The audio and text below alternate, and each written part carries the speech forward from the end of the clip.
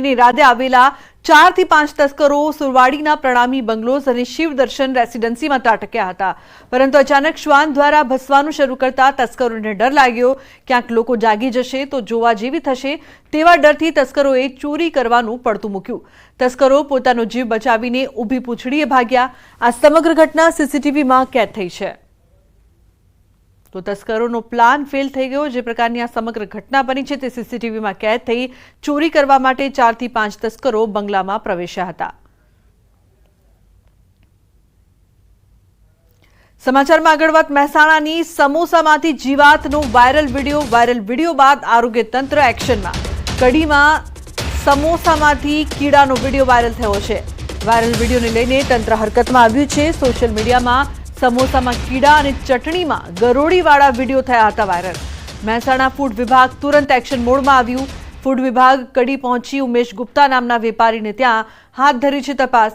Mehsana food વિભાગની ટીમે અલગ અલગ સેમ્પલ લઈને પૃથ્થકરણ માટે મોકલી આપ્યા છે. તો મહત્વનું છે કે એક બાદ એક આ પ્રકારની જે ઘટના સામે આવી રહી છે ત્યારે સમોસામાંથી જીવાતનો વાયરલ વિડીયો સામે આવ્યો છે. ચટણીમાંથી ગરોળી નીકળી ત્યારે વાયરલ વિડીયો બાદ આરોગ્ય તંત્ર એક્શનમાં. કેતન પટેલ જોડાય છે ફોન લાઈન પર વધુ માહિતી આપવા માટે. કેતન, શું અપડેટ છે આ સમગ્ર મામલે? લોકોના સ્વાસ્થ્ય સાથે ચેડા થઈ રહ્યા છે.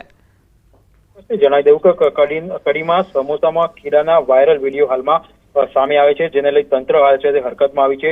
સોશિયલ મીડિયામાં હાલમાં સમોસામાં કીડા અને ચટણીમાં ગરોળી હોય તેવા વિડીયો હાલમાં સોશિયલ મીડિયામાં વાયરલ થયા છે, જેને લઈ મહેસાણા ફૂડ વિભાગ એક્શનમાં આવી છે. તેમના દ્વારા ફૂડ વિભાગ જે હોય છે તે કડીના ઉમેશ ગુપ્તા નામના જે વેપારી હોય છે ત્યાં પહોંચી છે અને કાર્યવાહી હાથ ધરી છે. જી બિલકુલ કેતન, આભાર સમગ્ર માહિતી બદલ. તો હાલ કાર્યવાહી હાથ ધરાઈ છે. તો દાહોદ જિલ્લામાં ખાનગી વાહન ચાલકો બેફામ બન્યા છે. લીંબડીમાં ચાલકોએ ટ્રાફિકના નિયમોનું ઉલ્લંઘન કરી રહ્યા છે. લિમિટ કરતા વધુ પેસેન્જરોને ભરીને મુસાફરીને જોખમી સવારી કરાવી રહ્યા છે. લીંબડીમાં મોતની સવારી કરવા વિદ્યાર્થીઓ મજબૂર બન્યા છે. છકડાની બંને બાજુ વિદ્યાર્થીઓ લટકીને મુસાફરી કરી રહ્યા હોવાનો વિડીયો વાયરલ થયો છે. ખાનગી વાહન ચાલકો વિદ્યાર્થીઓના જીવન સાથે ખેલવાડ કરી રહ્યા છે. તંત્રને જાણે પગારથી જ મતલબ હોય તેમ કોઈ કાર્યવાહી કરવામાં નથી આવતી.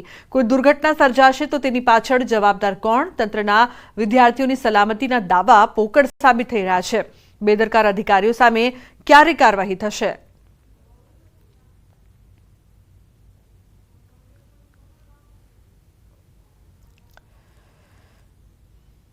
તો દાહોદમાં રખડતા ઢોરનો આતંક જોવા મળી રહ્યો છે. 2 આંખલાઓની લડાઈમાં બાઇક સવાર બન્યો ભોગ. બાઇક સવાર વ્યક્તિને આંખલાએ લીધો અડફેટે. બાઇક સવારને ગંભીર ઈજાઓ પહોંચતા સારવાર હેઠળ. આંખલાઓએ અઠવાડિયા પહેલા 3 લોકોને ઘાયલ કર્યા હતા. રખડતા ઢોરથી શહેરીજનો ત્રાહિમામ પોકારી ઉઠ્યા છે.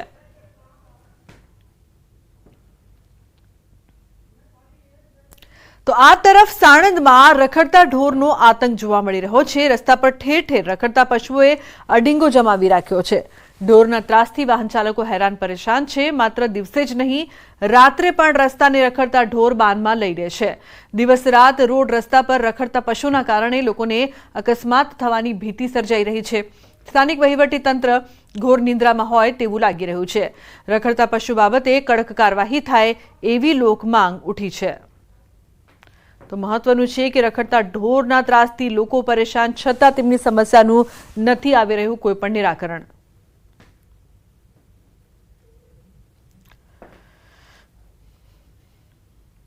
તો પૂર્વ કચ્છ પોલીસને મોટી સફળતા હાથ લાગી છે. શિકારપુર ગામમાં પોલીસ દ્વારા કોમ્બિંગ હાથ ધરવામાં આવ્યું, જેમાં પોલીસને 120 જેટલા ઘાતક હથિયારો મળ્યા છે. પોલીસની ટીમ દ્વારા સર્ચ ઓપરેશન કરવામાં આવ્યું ત્યારે આ હથિયારો હાથે લાગ્યા. પૂર્વ કચ્છમાં કાયદો અને વ્યવસ્થાની સ્થિતિ જળવાઈ રહે તે માટે આઈજી બોર્ડર રેન્જ અને એસપી પૂર્વ કચ્છ કટિબદ્ધ છે.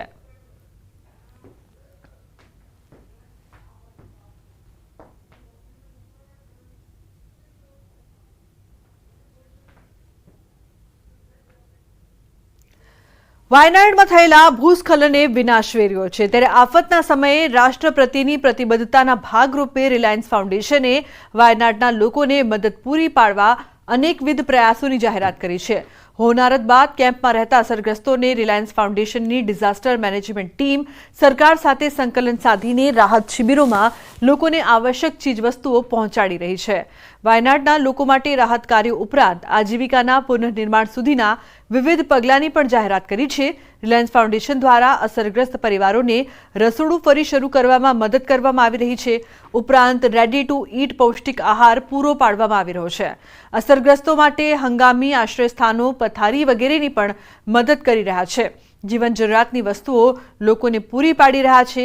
આવકના સ્ત્રોતમાં વિવિધતા લાવવા અને વાયનાડની ઇકોસિસ્ટમને અનુરૂપ કૃષિ પર ધ્યાન આપવા માટે વ્યવસાયિક તાલીમ આપવામાં આવી રહી છે. અસરગ્રસ્ત બાળકો માટે શિક્ષણનું સાતત્ય સુનિશ્ચિત કરવા શૈક્ષણિક સહાયની જાહેરાત કરી છે. Reliance GOA dedicated towers install કરીને જીઓ ભારત ફોન પૂરા પાડ્યા, જેમાં આઘાત પામેલ વ્યક્તિઓને નિષ્ણાતો દ્વારા કાઉન્સેલિંગ કરીને સાજા થવામાં મદદ પૂરી પાડવામાં આવી રહી છે. અગાઉ 2018, 2019 અને 2021ના મહાવિનાશક પૂર અને કોવિડ મહામારી દરમિયાન રિલાયન્સ ફાઉન્ડેશને કેરળ રાજ્ય માટે રાહત કામગીરી હાથ ધરી હતી. તો વાયનાડના લોકોના વહારે આવ્યું છે રિલાયન્સ. અગાઉ પણ 2018-19માં સહાયતા કરવામાં આવી હતી. વાયનાડમાં થયેલા ભૂસ્ખલને જ્યારે વિનાશ વેર્યો છે ત્યારે આફતના સમયે રાષ્ટ્રપતિની પ્રતિબદ્ધતાના ભાગરૂપે રિલાયન્સ ફાઉન્ડેશને વાયનાડના લોકોને મદદ પૂરી પાડવા અનેકવિધ પ્રયાસોની જાહેરાત કરી છે. હોનારત બાદ કેમ્પમાં રહેતા અસરગ્રસ્તોને રિલાયન્સ ફાઉન્ડેશનની ડિઝાસ્ટર મેનેજમેન્ટ ટીમ સરકાર સાથે સંકલન સાધીને રાહતના કામ કરી રહી છે.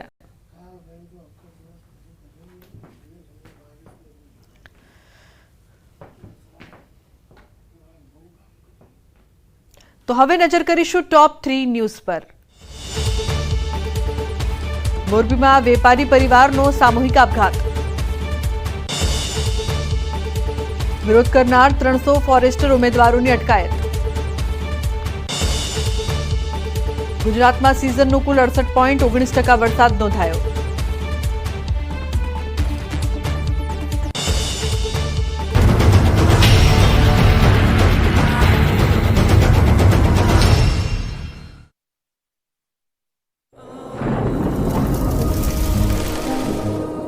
જળવાયુ પરિવર્તનનું જોખમ આપણા દરવાજે પહોંચી ગયું છે. હવે જરૂર છે એક મોટા ક્રાંતિકારી બદલાવની, અને આનો પ્રારંભ થશે 140 કરોડ ભારતીયોથી. આ ક્રાંતિ શરૂ થશે એક વૃક્ષથી. એક વૃક્ષ માનવતા માટે, એક વૃક્ષ આ ધરતી માતા માટે, એક વૃક્ષ આપણા ભવિષ્ય માટે. પ્રોજેક્ટ વન ટ્રી, ન્યૂઝ 18 નેટવર્કની એક મોટી પહેલ. પુણેમાં હજી પણ ભારે વરસાદનું છે એલર્ટ. મહારાષ્ટ્રના નાસિકમાં ભારે વરસાદથી ગોદાવરી નદીનું જળસ્તર વધ્યું. ગોદાવરી નદીએ વટાવી ભયજનક સપાટી. નદી કિનારે આવેલા ઘાટ ડૂબ્યા. નદી કિનારાના મંદિરોમાં પણ ભરાયા પાણી. શ્રાવણ માસના પહેલા જ દિવસે શિવાલય પર મેઘરાજાનો જળાભિષેક. પાણી ભરાયેલા હોવાથી શ્રદ્ધાળુઓને પણ દૂરથી જ કરવા પડ્યા દર્શન. પૂરની સ્થિતિને જોતા પ્રશાસને શ્રદ્ધાળુઓને નદી કાંઠે ન જવાની કરી અપીલ. મધ્યપ્રદેશના સિહોર જિલ્લામાં અવિરત વરસાદને સિવા નદીમાં ઘોડાપુર. નદી પરના બ્રિજ પર ફરી વળ્યા નદીના પાણી. બ્રિજ આસપાસના ખેતરોમાં પણ ઘૂસ્યા પાણી. કોલાર ડેમમાંથી પાણી છોડાતા નદીમાં પાણીની ધરખમ આવક. મધ્યપ્રદેશના છતરપુરના બાંસુજરા ડેમના દરવાજા ખોલાતા ધાસણ નદીની જળસપાટી વધી. વહીવટીતંત્રએ આસપાસના ગામોને એલર્ટ રહેવાની સૂચના આપી. સ્થાનિકોને નદીની આસપાસ ન જવા પણ કરી અપીલ. રાજસ્થાનના અજમેરમાં મેઘરાજાએ કરી તોફાની સવારી. વરસાદના કારણે અનેક વિસ્તારોમાં ભરાયા પાણી. અવિરત વરસાદથી જનજીવન અસ્તવ્યસ્ત થયું. રસ્તા પર સર્જાયા નદી જેવા દ્રશ્યો. રાજસ્થાનના ઇટાવામાં નદીઓ બની ગાંડીતુર. ભારે વરસાદ ખાબકતા જળ ભરાવાની સ્થિતિ સર્જાઈ. સ્થાનિક નદીઓ તોફાની બનતા રસ્તાઓ બ્લોક થયા. રાજસ્થાનના જેસલમેરમાં મેઘરાજાએ બોલાવ્યા ભૂક્કા. 4 કોર વરસાદી પાણી ભરાતા જળબંબાકારની સ્થિતિ સર્જાઈ. પોખરણ, સામ, મોહનગઢ, સંકરા, ફતેગઢમાં વરસાદે 7 વર્ષનો રેકોર્ડ તોડી નાખ્યો. રાજસ્થાનના ભીલવાડામાં પડે ધોધમાર વરસાદ. નીચાણવાળા વિસ્તારોમાં ફરી વળ્યા વરસાદી પાણી. રસ્તા પરથી દુકાનોમાં પાણી ઘૂસી જતા વેપારીઓને મુશ્કેલીનો સામનો કરવો પડ્યો.